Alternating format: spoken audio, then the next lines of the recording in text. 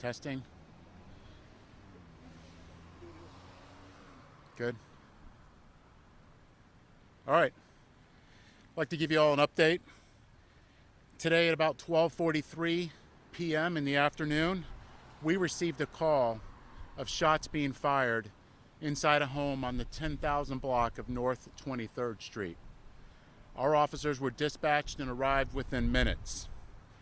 Upon our arrival, we saw two victims of a shooting running outside the residence screaming for help.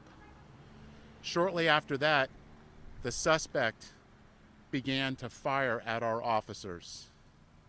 Our officers were left with no choice but to return fire. The suspect was taken into custody and was not struck by any bullets.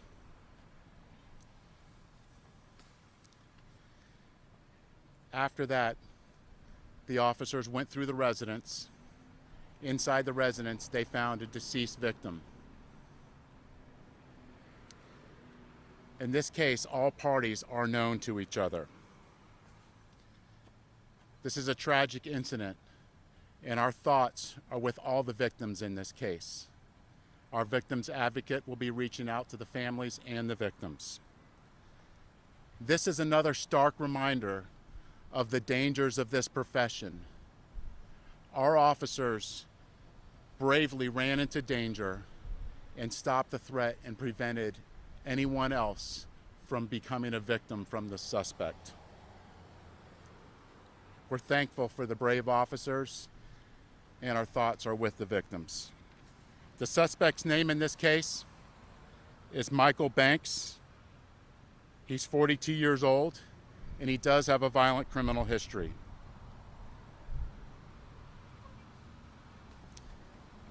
And I'll bring up the state attorney. Good afternoon. I'm Susie Lopez. I'm the Hillsborough County State Attorney. To echo what Chief Burkhoff said, the bravery of our officers this afternoon was very well demonstrated. As the Chief told you, this defendant does in fact have a violent criminal history. He went to prison in 2006 for the aggravated battery of a pregnant female. He was released 1 year later. Then in 2010, he was sentenced to 5 years in the Florida State Prison for a battery, second or subsequent, which means he had a prior battery, so this was a felony, as well as a battery on a victim over 65.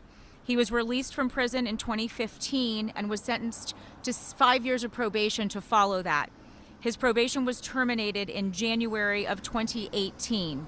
That is the record that we have now in Hillsborough County, and there will be further updates if there are in fact offenses that occurred out of Hillsborough County. Chief Burkhoff also told you that the officers were forced to fire back, and that requires an investigation that will be conducted by the Tampa Police Department as well as the State Attorney's Office. This is standard for any time that there is an officer-involved shooting.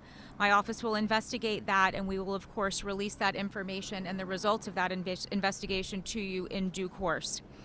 Today, we witnessed a miracle in the fact that our officers were not hurt. Every day, our brave men and women of the Tampa Police Department and all of our law enforcement agencies put their lives on the line for the safety and protection of this community, and we are grateful that none of our officers were hurt today. The charges will be announced at a later date, but they will include most likely charges of first-degree murder, as well as other charges involving felon in possession of a firearm and charges involving these officers who were present today. Thank you. Any questions?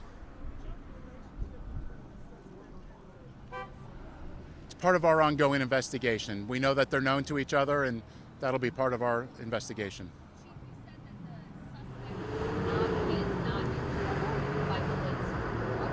That's correct. These were different circumstances, but of course you've had a lot of discussions with people about just violence in general. Violence is not the answer, especially gun violence, especially given the situation that these people knew each other. Can you just speak to, this being another example possibly of what you guys are doing? Get that message through to people? That's correct. Any way we can get that message out that you don't want to bring a gun to a disturbance or a fight. Obviously, in this case, it's tragedy. We have one person deceased and 2 other victims. Their lives will never be the same. The police officers that came out here, they were involved in a tragedy incident. This all could have been avoided. The deceased is, I'll get it for you, an adult white female. Make contact with next of kin in order That's to confirm correct. that before you can release it? Yes. Do you know the nature, at least, of the relationship? Yes, the others were victims, were women as well, yes. 3 women in that home. Do you know the relationship? They're known to each other, but the exact relationship we're working on right now.